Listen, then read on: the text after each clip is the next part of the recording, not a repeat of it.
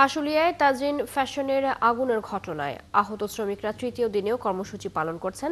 দাবি আদায় না হলে তারা গায়ে কেরোসিন ঢেলে আত্মহত্যার হুমকি দিয়েছে। সোমবার বিকেল থেকে আশুলিয়ার নিশ্চিন্তপুর এলাকায় তাজরিন ফ্যাশনের পরিত্যক্ত ভবনের নিচে তারা অবস্থান নেন। এ সময় আহত শ্রমিকরা বলেন, ১৩ বছর ধরে ক্ষতিপূরণ, চিকিৎসা ও পুনর্বাসনের জন্য আন্দোলন করলেও বিগত সরকার কোনো পদক্ষেপ নেয়নি। এমনকি তাজরিনের মালিক দেলোয়ার সহ দোষীদের কোনো শাস্তির ব্যবস্থা করা হয়নি। পরে সংশ্লিষ্ট দপ্তর কোনো ধরনের পদক্ষেপ না নিলে তারা আত্মহত্যার হুমকি দেন।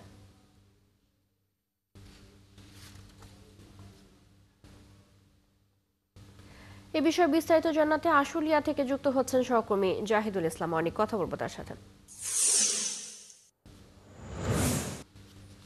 অনেক এখন কি কর্মসূচি পালিত হচ্ছে, সেখানে কতজন অংশ নিয়েছেন এবং এই বিষয়টি সমাধানে কি ধরনের ব্যবস্থা নেওয়া হচ্ছে জানাবেন।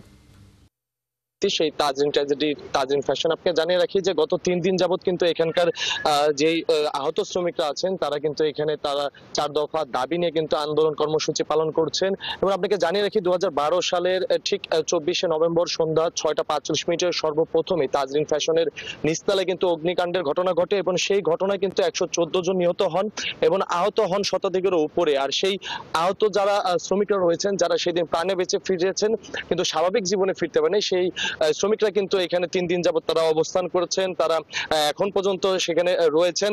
আমরা কিন্তু দেখেছি ভবনটি বিভিন্ন জায়গায় কিন্তু ফাটল রয়েছে এবং কয়েকটি পিলারও ফাটল রয়েছে। সেই ঝুঁকিপূর্ণ ভবনে কিন্তু তারা এখানে বসে অবস্থান নিয়েছেন। আমরা একজন শ্রমিকের সাথে কথা বলবো, কেন এখানে অবস্থান নিয়েছেন?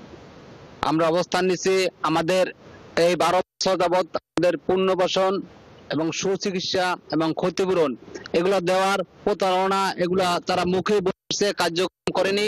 আজ আমরা বলতেছি অতি দ্রুত আমাদের এই কাজগুলো কার্যকর করতে হবে এবং এই ফ্যাক্টরি মালিকদের যে দোষী ব্যক্তি তার দৃষ্টান্তমূলক শাস্তির আওতায় আনতে হবে, যাতে আর মায়ের খালি না হয়। আমার মতো আরো কোনো বোন যত পঙ্গু হয়ে সারা জীবন মানুষের বোঝা না হয়ে বেড়াতে হয়।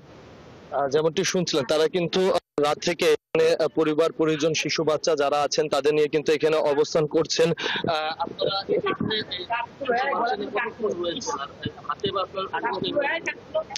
আমার হাতে গ্যাসলাইট আজকে ৩ দিন যাবত এখানে না খেয়ে পড়ে আছি। আমাদের ছোট ছোট বাচ্চা নিয়ে আমরা খুব কষ্টে এখানে পার করতেছি, কিন্তু আমাদের কোনো সাহায্য সহযোগিতা করতে একটা মানুষও আগে আসেনি। এটা কি বাংলাদেশ বলে? আমরা কি নাগরিক? বাংলাদেশের নাগরিক মনে হয়? যদি বাংলাদেশের নাগরিক মনেই হতো তাহলে আমাদের অসভাবে রাস্তায় ফেলা যেতে পারতো না।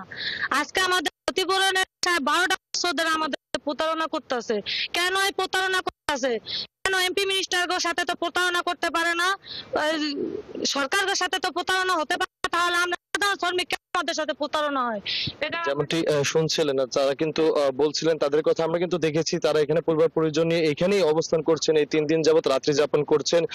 তা আমরা কিন্তু গতকালকে থেকে এখন পর্যন্ত কিন্তু আমরা দেখিনি যে প্রশাসনের পক্ষ থেকে কেউ এসেছেন বা তাদের কিছু জানিয়েছেন। এখানে প্রায় ৩০ থেকে ৩৫ জন শ্রমিক কিন্তু এখানে অবস্থান নিয়ে তারা তাদের কর্মসূচি পালন করছেন। চৈতি, অনেক ধন্যবাদ আপনাকে। আমাদের সাথে আশুলিয়া থেকে যুক্ত ছিলেন সহকর্মী জাহিদুল ইসলাম অনেক।